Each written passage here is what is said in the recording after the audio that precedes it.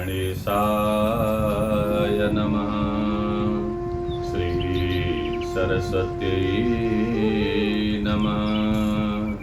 श्री गुरुचरणकमलेभ्यो नमः। श्री वेदव्यासाय नमः। अज्ञानतिमिरान्धस्य ज्ञानाञ्जनशलाकया चक्षुरुन्मीलितं येन तस्मै श्रीगुरवे नमः। आनन्दमानन्दकरं प्रसन्नं ज्ञानस्वरूपं निजभावयुक्तं योगीन्द्रमित्यं भवरोगवैद्यं श्रीमद्गुरुं नित्यमहं भजामि।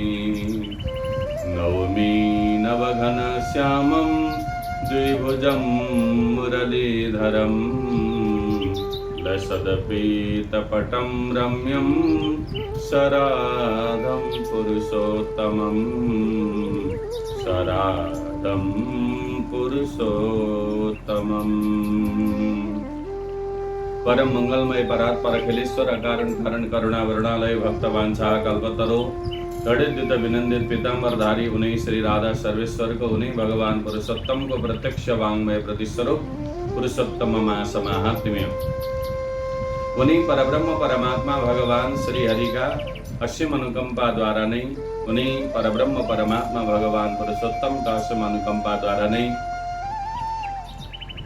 हामीहरूले पुरुषोत्तम मास महात्म्यलाई श्रवण गरिरहेका छौं र प्रत्येक दिन एक एक अध्याय पुरुषोत्तम मास महात्म्य कथालाई श्रवण गर्ने क्रममा हामी छौं र यो पिटी शान्तिराम नेपाली युट्युब च्यानलको माध्यमद्वारा यत्र तत्र सर्वत्र रहेर देश विदेशमा रहेर पनि यो च्यानललाई मन पराएर पुरुषोत्तम मास महात्म्य कथालाई श्रवण गरेर पुरुषोत्तम भगवानको कृपा प्रसादलाई प्राप्त गर्न हुने सम्पूर्ण भक्त सज्जन महानुभावहरूलाई म पण्डित शान्तिराम नेपालको तर्फबाट जय श्री राधे ओम पुरुषोत्तमाय नमो नमः टक्र्याउन चाहन्छु र हजुरहरू सबैलाई पुरुषोत्तम भगवानको कृपा प्रसाद प्राप्त होस् यही प्रार्थना पनि भगवानसँग बारम्बार गर्दछु। र श्रोताबिन हामीहरूले दैनिक रूपमा एक एक अध्याय पुरुषोत्तम मास महात्म्य कथालाई श्रवण गर्दैछौँ। यो हाम्रो अहोभाग्यका कारणले गर्दा यो सफलीभूत भइरहेको छ। यो हजुर हामी सबैको अहोभाग्य हो र आउनुहोस् अब हामी आजको कथा प्रसङ्गलाई प्रारम्भ गरौँ। र हिजो हामीहरूले 13औं अध्यायको कथा प्रसङ्गलाई श्रवण गरेका थियौँ। दृढधनुवा नाम गरिएका राजा शिकार खेल्न भनेर वनमा जानुभयो। शिकार खेल्दै गर्दा एउटा मृगका पछाडि भाग्दा भाग्दै अनि भोक प्यासले पीडित हुनुभयो। एउटा सघन वनमा गएर वहाँ बस्नुभयो। पिपलका वृक्ष मुनि बट वृक्ष मुनि वहाँ बस्नुभयो। बसेर एकछिन पछाडि एउटा सुगाले आएर एउटा श्लोक पाठ गर्छ। बार बार त्यही कुरा गर्छ। बेलुका आउनुभयो राजा घरमा। राजालाई त्यही सुगाले भनेको श्लोकको याद आउँछ। चिन्ता लागिरहन्छ। रानीले अन्वय विनय गर्दा न खानुभयो न सुत्नुभयो राजा। त्यस्तो खालको अवस्था थियो राजाको। र त्यो प्रसङ्ग हिजो हामीले श्रवण गरेका थियौँ। र अब आजको कथा प्रसङ्ग 14औं अध्यायमा हामी प्रवेश गर्दैछौँ। आज 14 अध्याय नौमी नवघनश्यामं द्विभुजं मुरलीधरं लसदपीतपटं रम्यं शराधं पुरुषोत्तमम्। ओम पुरुषोत्तमाय नमो नमः। भगवान नारायणले नारदजीलाई सुनाउँदै हुनुहुन्छ यो प्रसङ्ग। अथ चिन्तातुरस्यास्य गृहं वाल्मीकिराययो यो रामचरितं दिव्यं चकार परमाद्भुतम्। राजालाई रातभरि चिन्ता लागिरह्यो। धेरै समयदेखि चिन्ता थियो। र एक दिनको कुरा बिहान उठेर राजा नुहाइधुवाइ गरेर भगवानको पूजा आराधना गरेर यसो बाहिर निक्लिँदै हुनुहुन्थ्यो। त्यही अवस्थामा चाहिँ वाल्मीकि ऋषि टुप्लुक्क आइपुग्नु भएछ। वाल्मीकि महामुनि जो वाल्मीकि ऋषि पहिले रत्नाकर नाम गरिएका डाकु हुनुहुन्थ्यो, पछि गएर वाल्मीकि ऋषि बन्नुभयो। उहाँले वर्णन गर्नुभएको वाल्मीकि रामायण बडा अद्भुत चरित्र छ, अद्भुत ग्रन्थ छ। सजन तिस्ता यो रामचरितम दिव्यम चकार परमाद्भुतम, अद्भुत रामायणको व्याख्या गर्न हुने वाल्मीकि ऋषि अचानक आइपुग्नुभयो। दुरादालोक्य भूपाल समुत्थाय ससप्रभ्रमम् अनिनामत तच्चरणौ दण्डवत् भक्ति संयुता। उहाँले चाहिँ उठेर गएर वाल्मीकि ऋषिलाई प्रणाम गर्नुहुन्छ। उहाँले हेर्नुहोस् अनि प्रणाम गर्नुभयो। प्रणाम गरेर चाहिँ पाद्य अर्घ्यद्वारा पूजा गर्नुभयो। चरण प्रक्षालन गरेर आसनमा लिएर जानुभयो र आसनमा राखेर राजा दृढधन्वा भन्नुहुन्छ। राजाले भन्नुभयो, भगवन् कृतकृत्योऽहं भाग्यवानस्मि साम्प्रतं अद्य मे सफलं जन्म हृद्यार्थोऽधिगत प्रभो। हे भगवान, म आज धन्य भएँ, म कृतकृत्य भएँ। हजुरको आगमनका कारणले गर्दा मेरो जन्म सफल भयो, मेरो घर पवित्र भयो, मेरो गृहस्थ जीवन पनि धन्य भयो हजुरका आगमनका कारणले हे भगवान। किनकि हजुर जस्ता साधु सन्त महात्मा तपस्वीका चरणको धुलो हामी जस्ता गृहस्थीका घरमा परिदियो भने त्यो घर पवित्र हुन्छ। त्यो घर मात्र होइन, त्यो त तीर्थ समान बन्दछ। तर वास्तवमा आज मेरो घर तीर्थ बनेको छ भन्नुभयो। र श्रुतं मे सफलं जातं यद् भवान् अक्षिगोचर किं वर्ण्यं मे महद्भाग्यं जगद पावन पावन।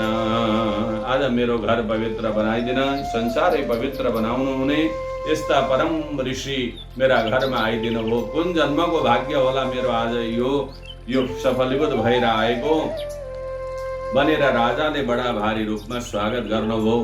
र स्वागत गरेर आसनमा बसाइसकेपछि ऋषिले यसो दृढधन्वा राजाका मुखमण्डलतिर हेर्नु भएको वाल्मीकिले दृढधन्वा राजा अत्यन्त चिन्तित अवस्थामा देखिनु भएको रहेछ।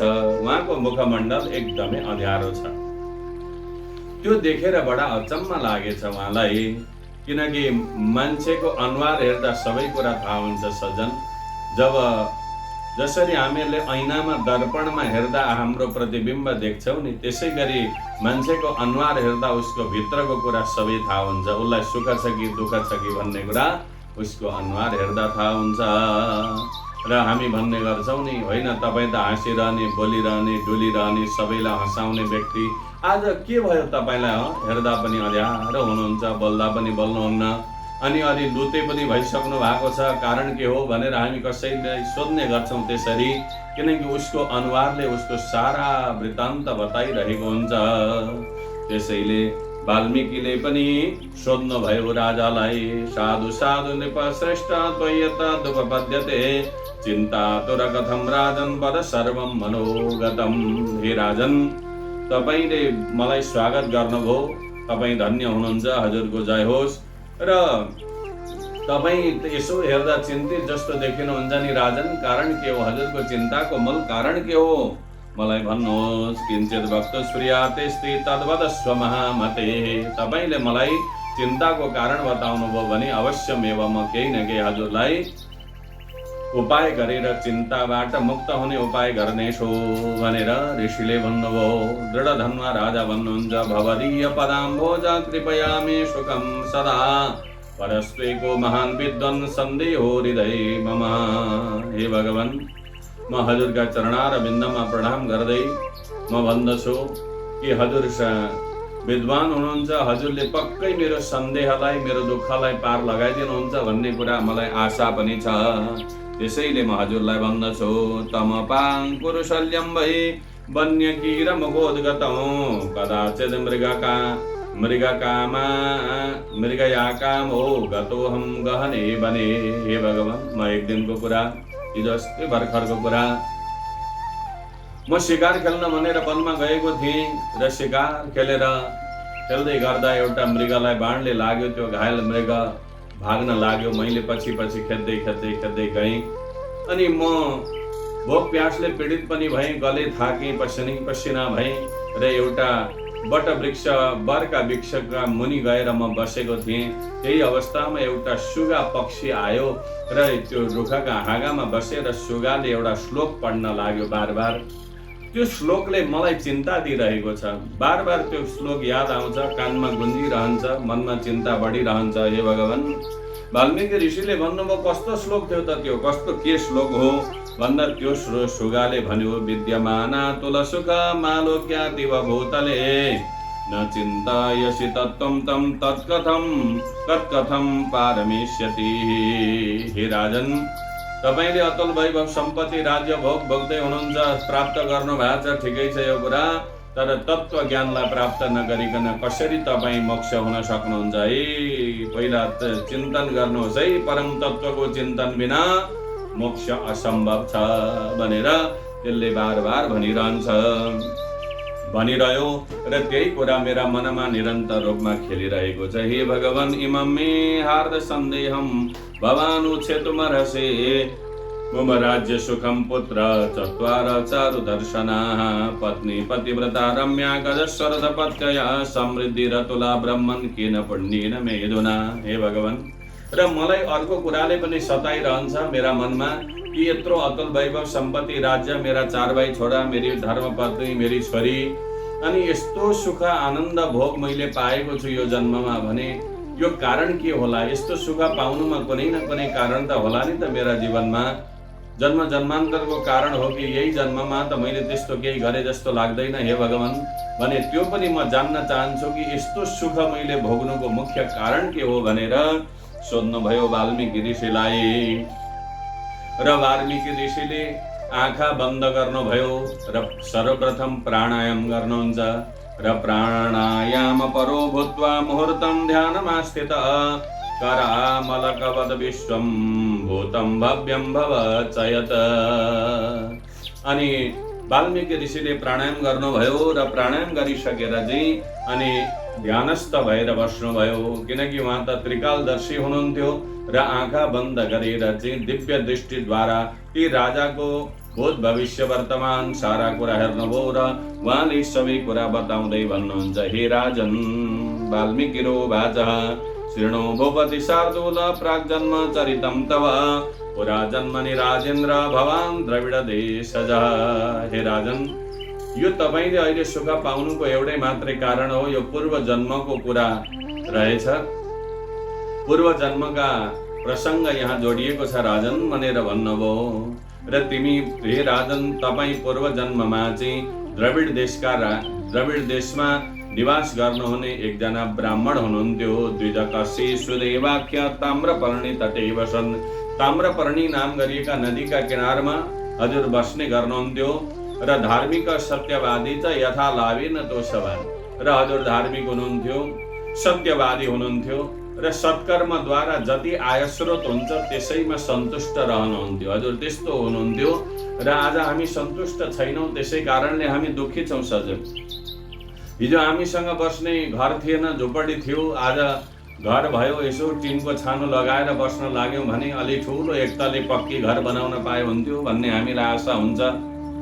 अनि त्यो पक्की घर भएपछि 2 तले 3 तले कति तले बनाउँदा हुन्थ्यो, त्यो एउटाले मात्रै नभएर अर्को ठाउँमा सहर बजारमा एक एकवटा घर भए झन् आनन्द हुन्थ्यो भन्ने भावना, अनि भिटा जग्गा जमिन सबै कुरा हाम्रा बढिरहे हुन्थ्यो भन्ने इच्छा छ हामीलाई। हेर्नुहोस्, त्यसै कारणले हामी सुखी छैनौँ। तर मानव जुन अवस्थामा छ, कर्म नगर्ने होइन सत्कर्म गर्ने, तर सत्कर्मद्वारा जो आय हुन्छ त्यसैमा सन्तुष्ट रहने क्षमताको जागृति भयो भने मानव जीवन सुखमय हुन्छ, आनन्दमय हुन्छ। यदि मानवमा जहाँ इच्छा हुन्छ सबै इच्छा पूरा हुँदैन सज्जन, कहिले पनि हुँदैन। साधु सन्त महात्मा ज्ञानी ध्यानी कसैले पनि, वैज्ञानिक साइन्टिस्ट कसैले पनि आजसम्म सोचेको कुरा पूर्ण गरेर मरेको इतिहासमा कोही पनि छैन, किनकि यो मन भनेको जहिले पनि अभावमा हिँडिरहेको हुन्छ, अभावमा। त्यसै कारणले गर्दा मनको इच्छा सबै पूर्ण कहिले पनि हुँदैन। तर मानवले के गर्दछ भन्दा उसले बार बार चिन्तन गरिरहन्छ, अनि नभएको कुराको चिन्तन गरेर मानव प्राय दुखी भई बनिरहन्छ। कारण त्यो हो। त्यसै कारणले गर्दा तर उहाँ कस्तो हुनुहुन्थ्यो त? सुदेव नाम गरिएका ब्राह्मण भन्दाखेरि उहाँ चाहिँ यथा लाभेन तोषवान, जे प्राप्त हुन्छ त्यसैमा सुख आनन्द लिनेवाला हुनुहुन्थ्यो। र वेदाध्ययन सम्पन्नो विष्णु भक्ति परायण, वेदको अध्ययन गर्नुहुन्थ्यो, भगवान विष्णुको आराधना गर्ने त्यस्ता अग्निहोत्र आदि कर्महरू निरन्तर गरिरहने हुनुहुन्थ्यो र उहाँले विवाह पनि गर्नुभएको थियो। गौतमी इति सुविख्याता गौतमस्य सुता शुभा पतिं पर्यचरत् प्रेम्णा भवानी अभवं प्रभु। ओहो, कति राम्रो उदाहरण यहाँ दिनुभएको छ। वाल्मीकि ऋषिले गौतमी ऋषिकी छोरी थिइन्, गौतम ऋषिकी छोरी जसको नाम थियो गौतमी, र ती गौतमी नाम गरेकी कन्यालाई सुदेवले विवाह गर्नुभएको थियो, सुदेव ब्राह्मणले। र पति पत्नीमा साह्रै राम्रो प्रेम थियो, उहाँहरूमा गहिरो प्रेम सम्बन्ध थियो। कस्तो त भन्दा भवानी वा भवम प्रभम, शिव र पार्वतीको जस्तै प्रेम थियो। हेर्नुहोस् कति राम्रो कुरा। अब शिव र पार्वतीको जस्तो प्रेम त अरू कोसँग थियो र? हेर्नुहोस् आज। र भगवान शिव त पतिव्रता नारी मध्येमा एक भनेर पनि जान्नुहुन्छ। हेर्नुहोस् आज पत्नी व्रता, शिवजी भनेको पत्नी व्रता पनि हो। शिवजीले जस्तो पत्नीलाई माया गर्न आजकल प्राय मान्छेले सकेको छैन। हेर्नुहोस् आज यो यथार्थ कुरा हो।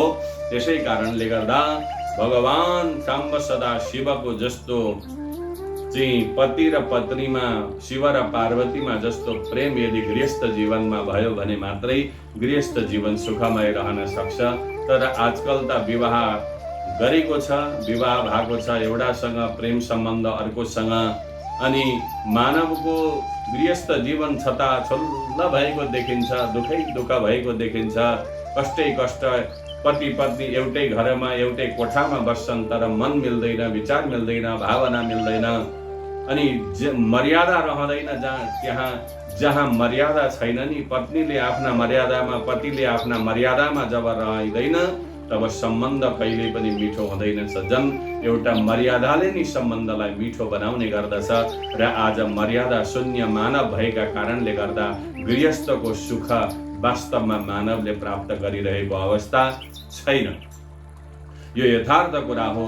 तर सुदेव ब्राह्मण र गौतमीको गृहस्थ जीवन बडा आनन्दमय थियो। गृहमेध विदौ तस्य वर्तमानस्य धर्मत व्यदित सुमहात्काला प्रापासौ सन्ततिं नै। तर उहाँहरूको गृहस्थ जीवन त्यस्तो थियो, आनन्दमय थियो। पति पत्नीमा मेल मिलाप, प्रेम सम्बन्ध प्रगाढ थियो। तर दैवले ठगेछ उहाँहरूलाई पनि। सुदेव र अनि गौतमीका घरमा सन्तान भएनन्, छोराछोरी भएनन्, न छोरा न छोरी कोही पनि भएनछन्। छोराछोरी नभएका कारणले गर्दा, सन्तान नभएका कारणले गर्दा उहाँहरूको गृहस्थ जीवन दुःखमय भएछ। एउटा कुरा नि सज्जन, गृहस्थ आश्रममा प्रवेश गरिसकेपछि, विवाह बन्धनमा बाँधिसकेपछि प्रत्येक गृहस्थीका तीनवटा इच्छाहरू हुन्छन्। प्रत्येक गृहस्थीका तीनटा इच्छा के भन्दा पुत्रैषणा, वित्तैषणा र लोकैषणा। सबैभन्दा पहिलो इच्छा भनेको पुत्रैषणा, सन्तान प्राप्तिको इच्छा।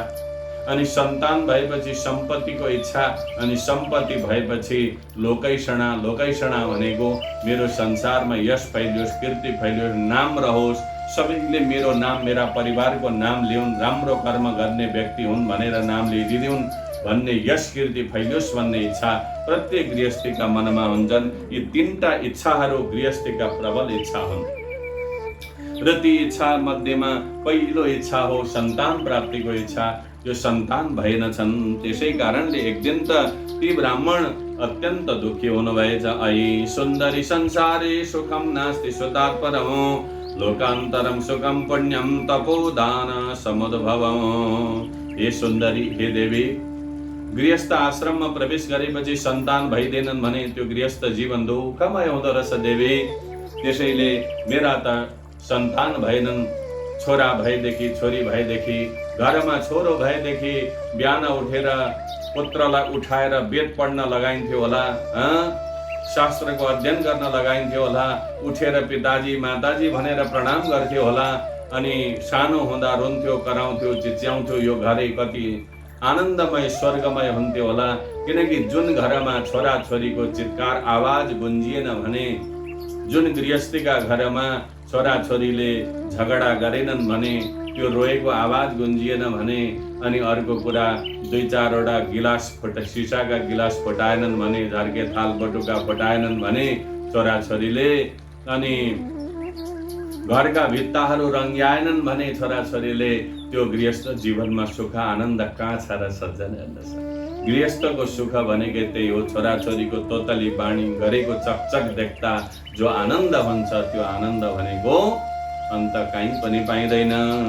त्यसै कारणले गर्दा देवी अब सन्तति शुद्ध वंशाहि परत्रेह च शर्मणे तम प्राप्य वरम पुत्रम जीवितम मम निष्फलम्। देवी अब हाम्रा सन्तान भएनन् र अगाडि अब हाम्रो सन्तान वृद्धि नभएका कारणले गर्दा हाम्रो वंश वृद्धि पनि नहुने भयो। अब वंश वृद्धि छैन र हामीहरूलाई तर्पण गर्ने पिण्डदान गर्ने कोही पनि नहुने भयो। हाम्रो गृहस्थ जीवन त बडा दुःखमय भयो र अब मैले बाँचेको पनि व्यर्थ भयो, किनकि सन्तान बिनाको गृहस्थ जीवनमा अब कसरी बाँच्ने भनेर भन्न लाग्नु भयो। न लालितो मया पुत्रो वेदार्थो न प्रबोधित नोद्वाहस्य कृतस्तस्य वृथा जन्मगतं मम।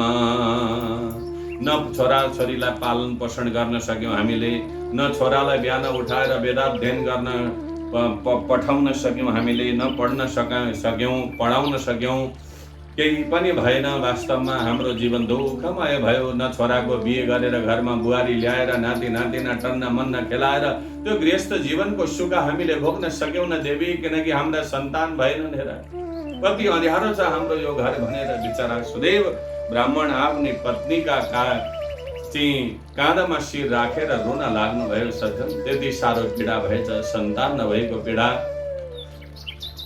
अत्यन्त ठुलो पीडा हुन्छ गृहस्थ जीवनमा। बिचरा रुन लाग्नु भएछ। समाश्वासयितुं धीरा विप्रवाक्य विशारद अभिवदत् वच सौम्यं प्रिय प्रेम परिप्लुता।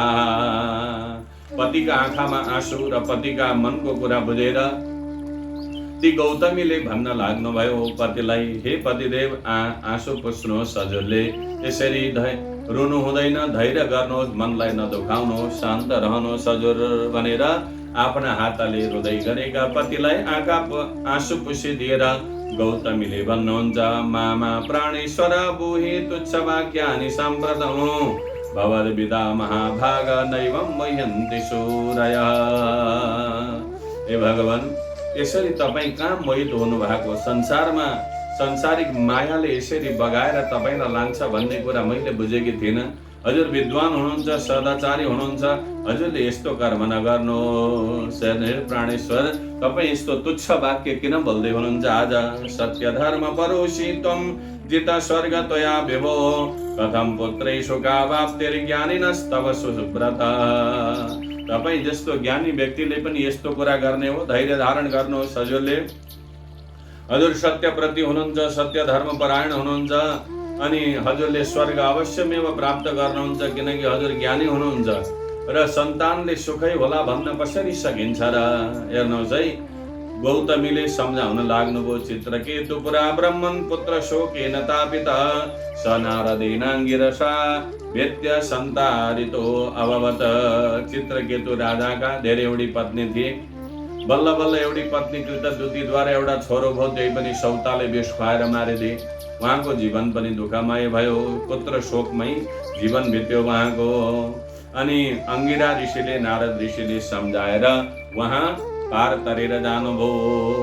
तथाङ्ग राजा दुष्पुत्रा विनाद वनगता मगान्निशि तथा ते सन्तति स्वामिन् दुःखदा च भविष्यति। राजा अङ्गका छोरा बेन कति खल प्रवृत्तिका भए र राजालाई पनि दुःख भयो, सन्तति भएर पनि बेनका कारणले गर्दा। हजुरलाई थाहै छ, हजुर त विद्वान हुनुहुन्छ, शास्त्र पढ्नु भएको छ हजुरले, त्यसैले सन्तान भएनन् भनेर यसरी नपिरोलिनुहोस् हजुरले। पत्र सन्तान भएर सुखै होला भन्न कहाँ सकिन्छ र भगवान? अहिले सन्तान नहुँदा जति सुख छ नि, भएर पनि भने जस्तो भइदिएन भने अहिले भन्दा पनि अधिक दुःख त्यतिखेर हुन्छ। फेरि हेर्नुहोस्, आज भने जस्तो भइदिएन भने, आफूले भनेका मार्गमा हिँडिदिएन त्यो सन्तान भने साह्रै दुःख हुन्छ भगवान, साह्रै पीडा हुन्छ। मैले त सुनेकी छु पुराणहरूमा, कथाहरूमा र धेरैको हेरेकी पनि छु। त्यसै कारणले हजुर यस्तो चिन्तित नभई बक्स्योस् र हजुरलाई सन्तान प्राप्तिको यस्तै तीव्र इच्छा भएमा एउटा उपाय पनि छ। तथापि तव सत्पुत्र लालसा चित तपोधन आराधय जगन्नाथम हरिम सर्वार्थदं मुदा। हे भगवान, यदि हे पतिदेव यसरी अति तीव्र इच्छा सन्तान प्राप्तिको छ यदि भने त्यसो भने जाउँ हामी दुवैजना मिलेर भगवान श्री हरि जगन्नाथ भगवान श्री हरिको उपासना गरौँ। भगवानले अवश्यमेव प्रसन्न भएर हामीलाई सन्तान दिनुहुनेछ भन्नुभयो। यमाराध्य पुरा ब्रह्मन् कर्दम पुत्रवाप्तवान् सांख्याचार्यस्तु तं देवं कपिलं योगिनां वरं। मैले सुनेकी थिएँ कि कर्दम नाम गरिएका ऋषिले सरस्वती नदीका किनारमा गएर दिव्य 10,000 वर्षसम्म तपस्या गर्नुभयो र उहाँले भगवान हरिलाई प्रसन्न गराउनुभयो र भगवान हरिले आएर पुत्र प्राप्तिको वरदान दिनुभयो। स्वयं भगवान हरि उहाँका घरमा पुत्र बनेर अंश स्वरूपले आउनुभयो। कपिल भगवानको अवतार भयो। सांख्याचार्य सांख्य योग शास्त्रका आचार्य भगवान कपिल नारायणको अवतार भएको थियो भने भगवानले प्रसन्न हुनुभयो भने अवश्य दिनुहुन्छ। धर्मपत्न्या वचस्तेथं श्रुत्वा विप्रशिरोमणि निश्चित एवं तथा सार्धं ताम्रपर्णी तटं गतः। र यति कुरा विचार गरेर अनि त्यसो भने ठिक छ देवी, अब म आजै नै तिमीले भनेको कुरा स्वीकार गर्छु र म तपस्या गर्न भनेर जान्छु अब भनेर चाहिँ ती ब्राह्मण देवता चाहिँ सन्तान प्राप्तिको इच्छा राखेर तपस्या गर्न भनेर जानुहुन्छ। हेर्नुहोस् स्नात्वाथ विरजे पुण्ये चचार परमं तप शुष्क पर्ण जलाहार पञ्चमे दिने। गएर सुन्दर जलमा ताम्रपर्णी नदीका तटमा पुगेर स्नानादि कर्महरू गरेर अनि त्यस पश्चात उहाँले तपस्या प्रारम्भ गर्नुभयो। 5-5 दिनमा सुकेका पत्ताहरू रुखका पत्ताहरू र जल मात्रै पिएर 5-5 दिनमा त्यो पनि त्यसरी तपस्या गर्न लाग्नुभयो। 4 सहस्राणि गतान्येवं तपो निधे तैस्तै तत्तपसा ब्रह्मन् त्रयो लोका सकम्पिरे। 4000 वर्षसम्म निरन्तर रूपमा यसरी दुःख कष्ट सहेर उहाँले तपस्या गर्नुभयो र अत्युग्रम तपसो दृष्ट्वा भगवान भक्तवत्सल प्रादुर्बभूव तरसा गरुडो परिसंस्थितः। अत्यन्त दुःख कष्टका साथमा जहिले पनि 5-5 दिनमा रुखका पत्ताहरू जलहरू आहार गरेर त्यो अलि पछि जाँदै गर्दा आहार आदिलाई पनि परित्याग गर्दै त्यसरी उहाँले उग्र तपस्या गर्नुभयो र त्यो तपस्याबाट प्रसन्न भएर भगवान श्री हरि चाहिँ भक्तवत्सल परमात्मा भक्तको दुःख देख्न नसक्ने भगवान परमात्मा चाहिँ गरुडमा चढेर प्रकट हुनुभयो आउनुभयो भगवान। र नारायण भन्नुहुन्छ तम दृष्ट्वा जलदोपमं मुरारी दुर्दण्डै जगदवनक्षमैः चतुर्भिः संलक्ष्यं मदितमुखं सुदेव शर्मा साष्टाङ्गं नतिमकरुन्मुदा मुकुन्दम्। र त्यस पश्चात भगवान श्रीहरि गरुडमा चढेर आउनुभएका परमात्मा भगवान श्रीहरि नारायणलाई का सामु सुदेव शर्मा ब्राह्मणले उठेर भगवानलाई प्रणाम गर्नुभयो। चरणमा गएर प्रणाम गर्नुहुन्छ र आँखाबाट ती दुःखका आँसु सन्तान नभएको पीडाका कारणले गर्दा आँखाबाट आँसुका धाराहरू बगिरहेका छन् र उहाँले गएर प्रणाम गर्नुभयो भगवानका पाउमा झुकेर। अब भगवानले मलाई सन्तान प्राप्तिको वरदान दिनुहुन्छ कि हुन्न भन्ने आशा पनि छ। तीव्र मनमा त्यस्तो खालको अवस्थामा भगवानलाई प्रणाम गर्नुभयो र अब भगवानलाई प्रणाम गरिसकेपछि भगवानले के भन्नुहुन्छ र कस्तो वरदान दिनुहुन्छ, उहाँले कस्तो वरदान माग्नुहुन्छ सुदेव ब्राह्मणले, त्यो कथा प्रसङ्ग अब हामी भोलिको कथा प्रसङ्गमा श्रवण गर्नेछौँ सज्जन। र यहाँ आएर हाम्रो 14 अध्यायको कथा प्रसङ्ग पनि महात्म्य कथा प्रसङ्ग पनि पूर्ण हुन्छ। अब अगाडि गएर 15 अध्याय प्रारम्भ हुन्छ र 15 अध्यायमा ती सुदेव ब्राह्मणलाई भगवानले कसरी वरदान दिनुहुन्छ, के वरदान दिनुहुन्छ भन्ने कुराको प्रसङ्ग अगाडि हामी सोध्न पाउनेछौँ। र दृढधन्वा राजा पूर्व जन्ममा सुदेव ब्राह्मण र उहाँकी पत्नी चाहिँ गौतमी नाम गरिएकी हुनुहुँदो रहेछ, त्यो कथा प्रसङ्ग हामी सुनिरहेका छौँ। र सजन यहाँ आएर 14 अध्यायको सम्पूर्ण कथा प्रसङ्गलाई विश्राम गर्दछौँ। हरि ओम तत्सद। ओम पुरुषोत्तमाय नमो नमः।